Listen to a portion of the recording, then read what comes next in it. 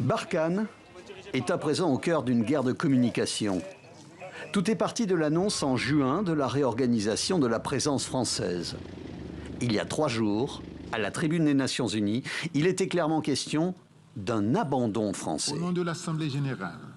La nouvelle situation née de la fin de Barkhane, plaçant le Mali devant le fait accompli et l'exposant à une espèce d'abandon en plein vol, nous conduit à explorer les voies et moyens pour mieux assurer la sécurité de manière autonome. Et les acteurs... De manière autonome, comprenez, avec l'aide de la Russie. Il y a quelques heures, Florence Parly, ministre française des Armées, dénonçait des propos inacceptables et indécents sur un abandon du Mali par la France. Et dans le même temps, le nouveau chef de l'opération Barkhane prenait ses quartiers à Nouakchott et clarifiait. Si le Premier ministre évoque par là le fait que nous retirions notre présence symbolique dans ces 3 garnisons, ce n'est absolument pas un abandon, c'est une relève sur position.